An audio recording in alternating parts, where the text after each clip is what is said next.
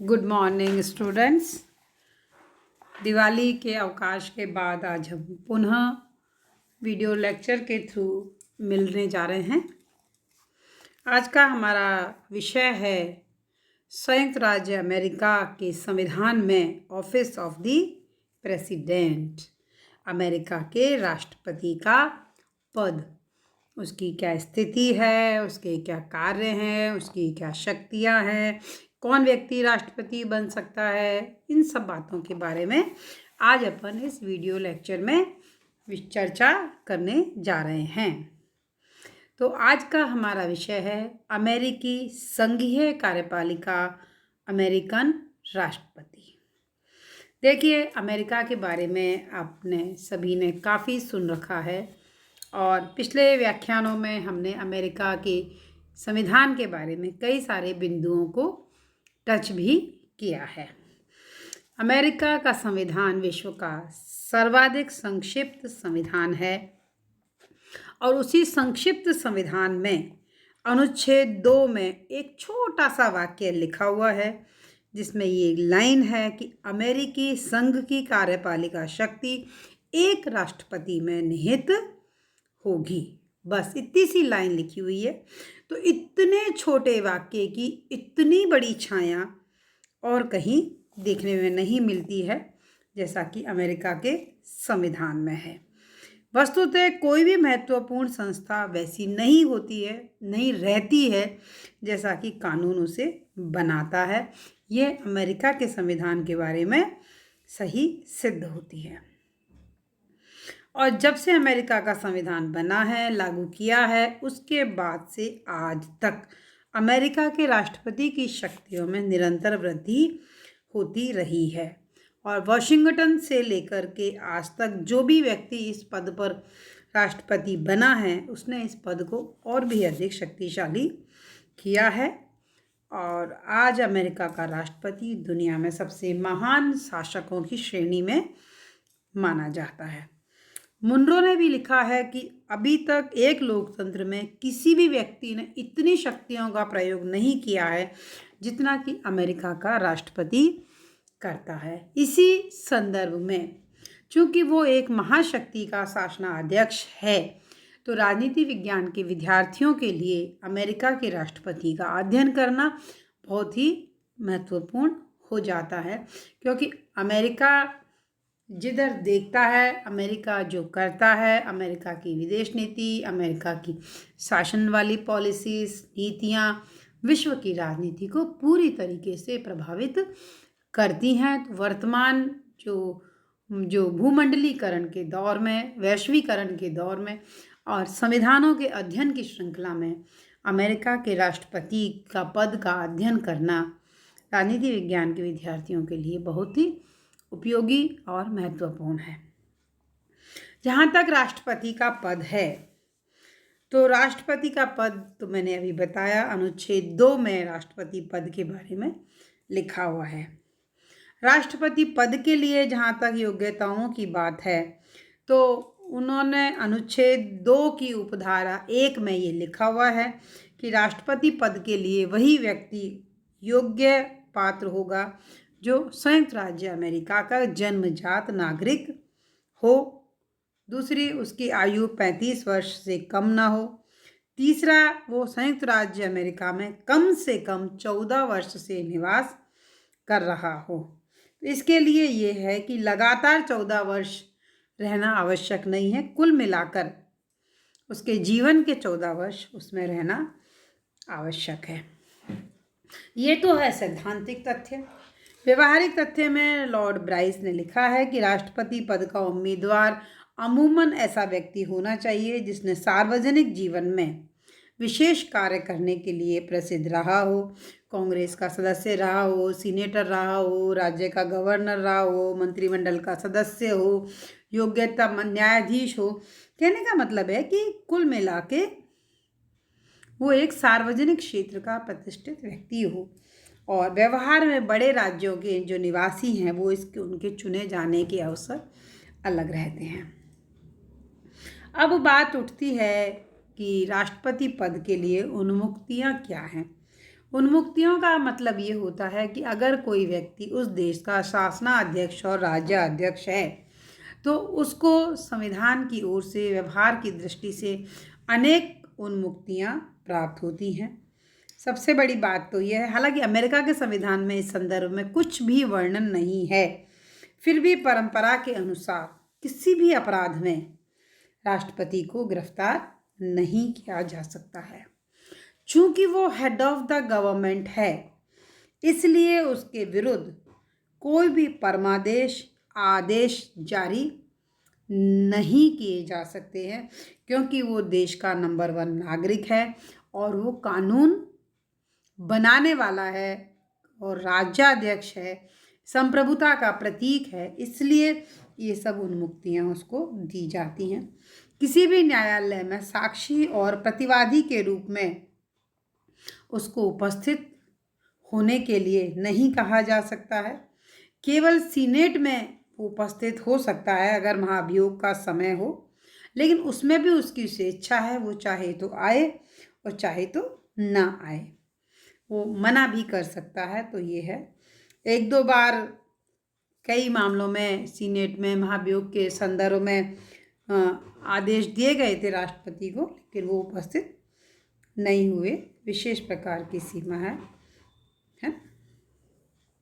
जहाँ तक कार्यकाल की बात है, अमेरिका के राष्ट्रपति का एक चुनाव का कार्यकाल 4 वर्ष है ना। संविधान 2 की उपधारा 1 में कि राष्ट्रपति का कार्यकाल 4 वर्ष है और उसके ऊपर कोई पुनर्निर्वाचन का प्रतिबंध नहीं होगा।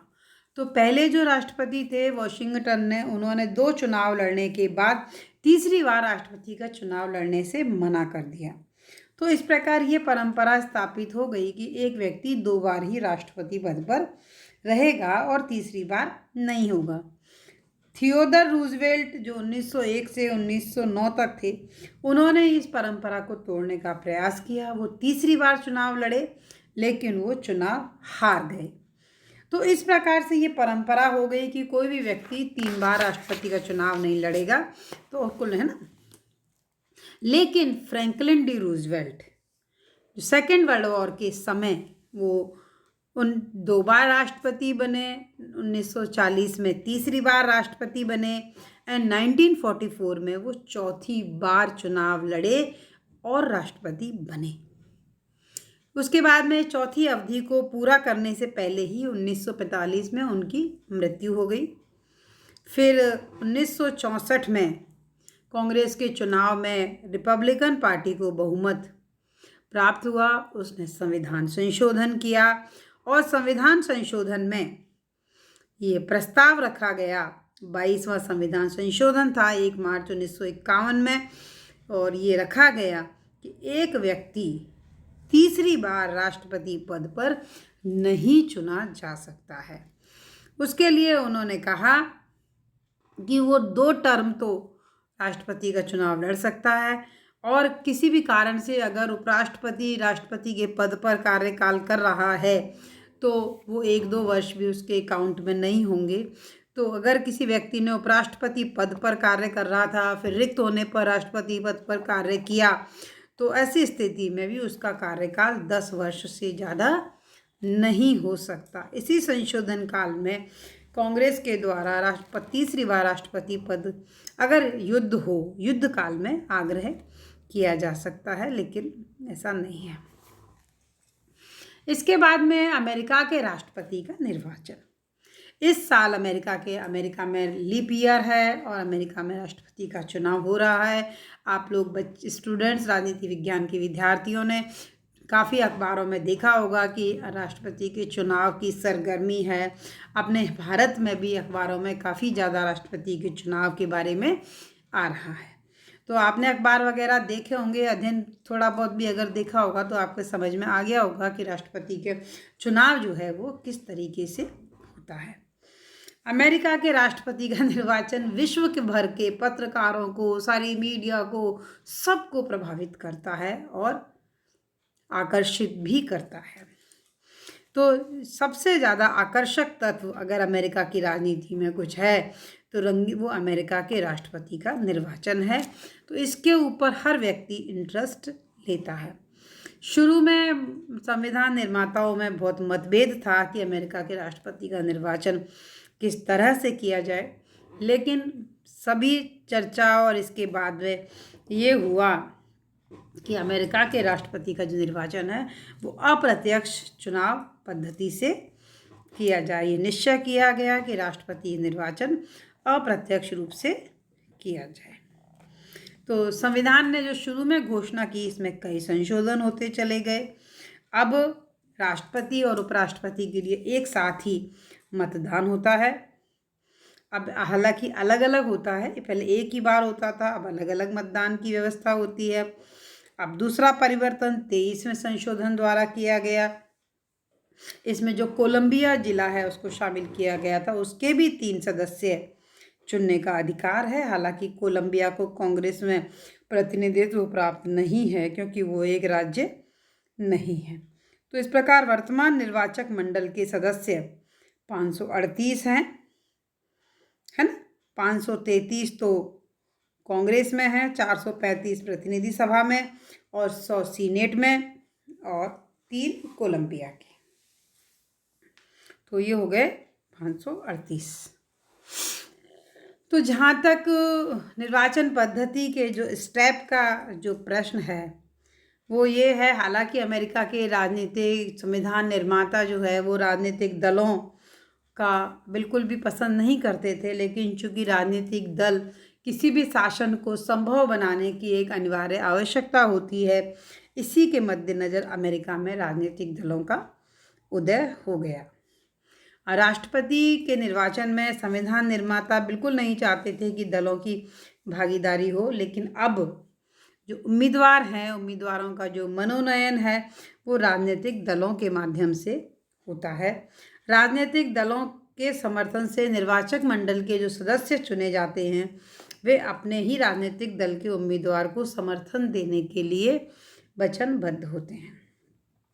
तो जो भी इनकी पद्धतियां हैं वो इस प्रकार से हैं। चरण जो स्टेप हैं, सबसे पहले यहाँ पे उम्मीदवारों का मनोनयन होता है। ये जो राजनीतिक दल हैं, यहाँ के डेमोक्रेटिक दल और रिपब्लिकन पार्टी, ये दोनों अपनी अपनी पार्टी के उम्मीदवारों में लोकतांत्रिक तरीके से दलों के सम्मेलन बुलाती हैं और प्रतिनिधियों में उम्मीदवार का सिलेक्शन करते हैं। बड़े हाल में प्रमुख नेतागण बड़े शोर शराबे और मतलब हर तरह की गतिविधियों से पूर्ण बहुमत की प्रक्रिया प्राप्त करने तक मतदान के अनेक दौर होते हैं। जिस व्यक्ति को अपनी पार्टी में सबसे ज़्यादा वोट मिलते हैं वो राष्ट्रपति पद का उम्मीदवार होता है। यही प्रक्रिया उपराष्ट्रपति के लिए भी होती है, पर उपराष्ट्रपति के लिए कोई ज़्यादा संघर्ष नहीं होता है। फिर डिक्लेरेशन होने के बाद यहाँ पे चुनाव अभियान चलाए जाते हैं। मतलब उसके लिए सारा इनका समितियाँ वगैरह आप गठन करके इनके बजट वगैरह भी तय हैं कि इससे ज़्यादा आप खर्च नहीं कर सकते। इनके चुनाव प्रचार रेडियो, टीवी, ट्रेन, समाचार पत्र, मतलब प्रचार के माध्यम से काफ़ी प्रचार, साहित्य का प्रकाशन, ये तीव्र प्रचार जो है वो किया जाता है।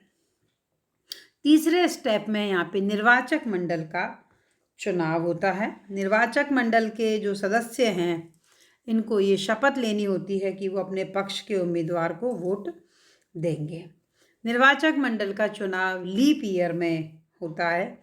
लीप ईयर आपको पता है कि जो फरवरी 29 दिन की होती है वो लीप ईयर कहलाता है।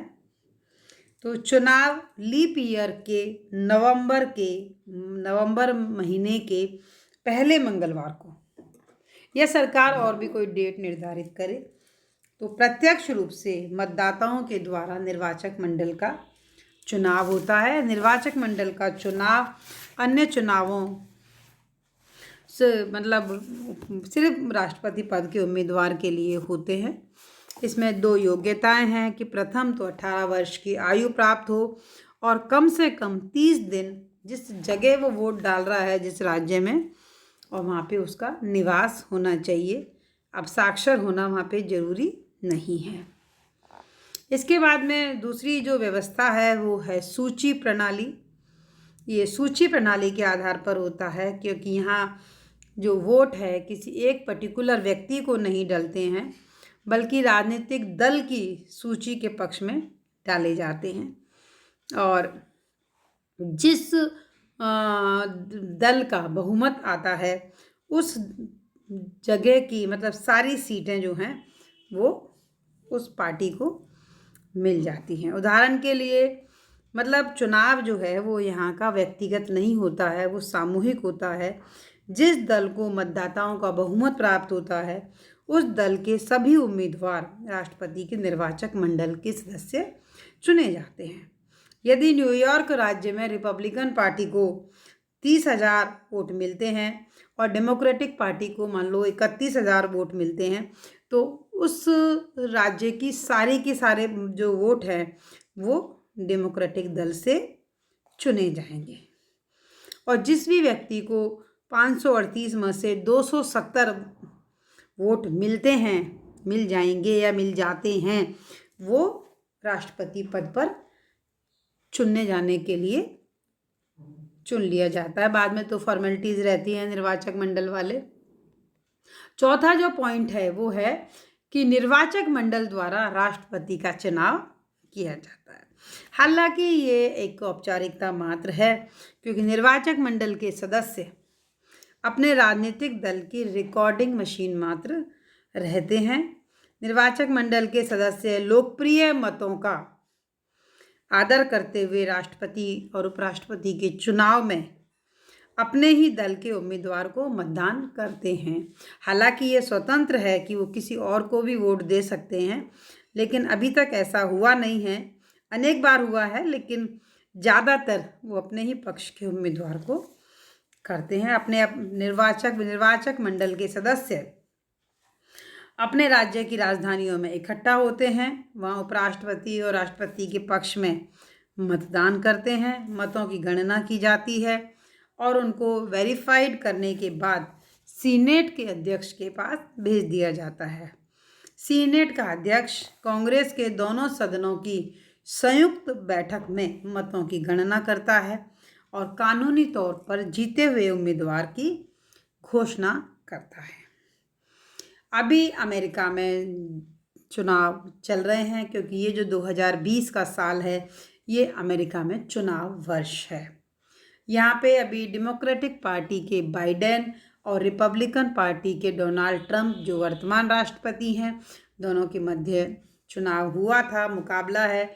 और इसमें बाइडेन जो है वो डेमोक्रेटिक पार्टी के जो हैं उन्होंने बहुमत प्राप्त कर लिया है। अभी पिछले दिनों अखबारों में भी आपने सुना होगा कि काफ़ी ट्रंप वर्तमान राष्ट्रपति के द्वारा कई मामलों के ऊपर शंका जाहिर करते हुए चुनाव की प्रक्रिया में उन्होंने विश्वास नहीं दर्शाया है।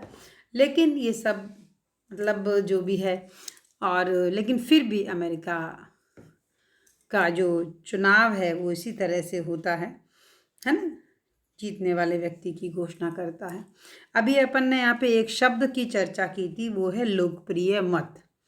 देखो, लोकप्रिय मत उसे कहते हैं कि अमेरिका के मतदाता निर्वाचक मंडल के सदस्यों को चुनने के लिए जो मत डालते हैं उसे लोकप्रिय मत कहा जाता है ना, उसे लोकप्रिय मत कहा जाता है। अब प्रश्न ये उठता है कि जब किसी उम्मीदवार को मान लीजिए स्पष्ट बहुमत नहीं मिलता है या दो उम्मीदवारों को बराबर वोट मिल जाते हैं, तो ऐसी स्थिति में क्या होगा?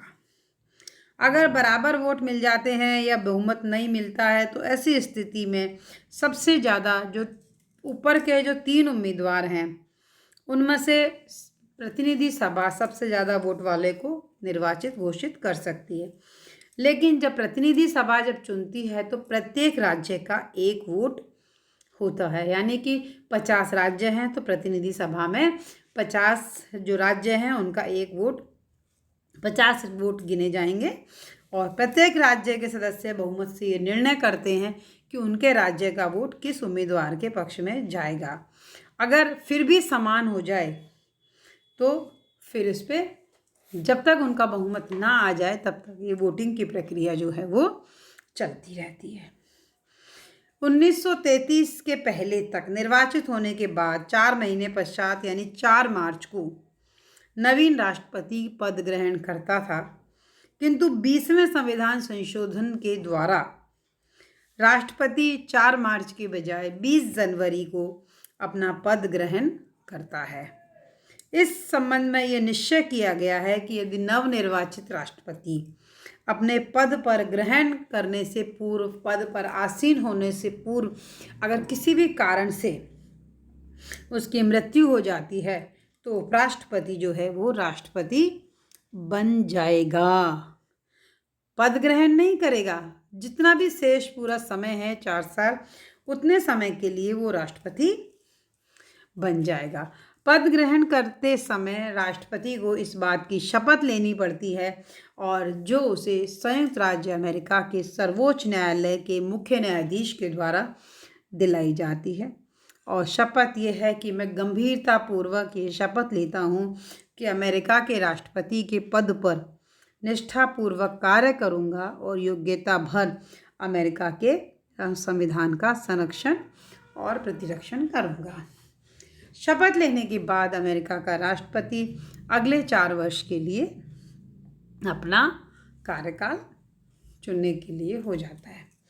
अमेरिका के राष्ट्रपति के चुनाव में जिस निर्वाचन प्रणाली को अपनाया गया है उसकी अनेक दृष्टिकोणों से आलोचना की जाती है। पहला तो यही है कि निर्वाचक मंडल के सदस्य दलीय आधार पर चुने जाते हैं और चुनने के बाद वो स्वतंत्र होते हैं कि वो किसी को भी वोट दे सकते हैं। हालांकि ऐसा होता नहीं है, बहुत कम, लेकिन फिर भी ये संभावना है।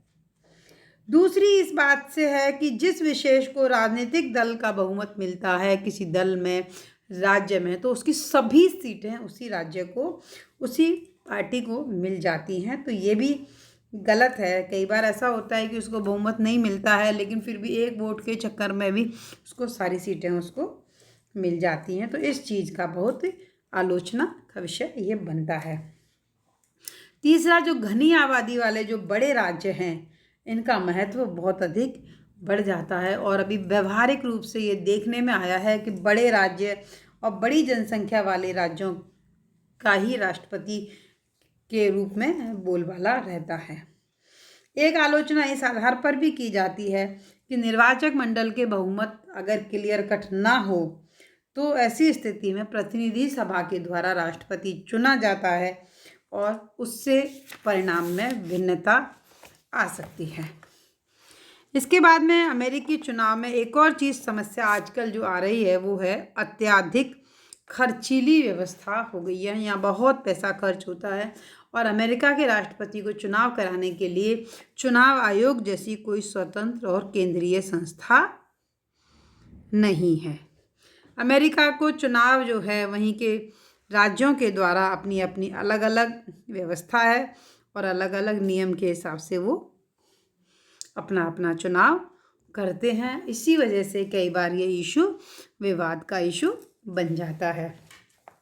राष्ट्रपति पद हेतु उम्मीदवारों को मनोनयन के लिए जिस तरह की पद्धति राजनीतिक दल अपनाते हैं उससे योग्यताओं के बजाय उनका वित्तीय साधनों का खेल यानी भ्रष्टाचार है ना, बहुत सारी चीज़ों के ऊपर उनका महत्व बढ़ जाता है। वित्तीय निर्वाचन पद्धति के कारण प्राय अनुभव शासन पद्धति से अनुभव शून्य व्यक्ति राष्ट्रपति पद पर निर्वाचित हो जाते हैं। अनेक बार राष्ट्रपति अपने आप को राष्ट्रपति चुनने के लिए भ्रष्ट तरीकों का भी इस्तेमाल कर लेते हैं, जिसकी झांकी कई बार देखने में मिली है, जैसे वाटरगेट कांड है और भी कई सारी चीज़ों में अपन सब पढ़ते आए हैं, मिलती है। तो कहने का मतलब है कि ये केन प्रकारेण पद को प्राप्त करना ये भी प्रक्रिया वहाँ पे हो गई है।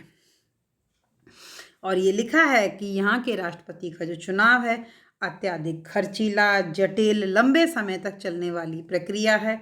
इस चुनाव प्रक्रिया में मूल बात की अपेक्षा छवि का महत्व अधिक हो जाता है।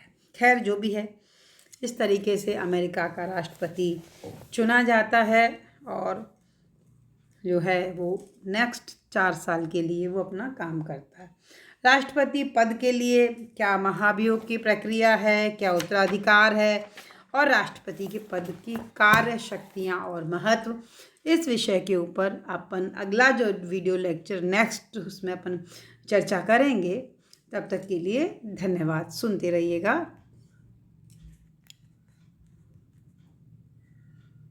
धन्यवाद, है ना।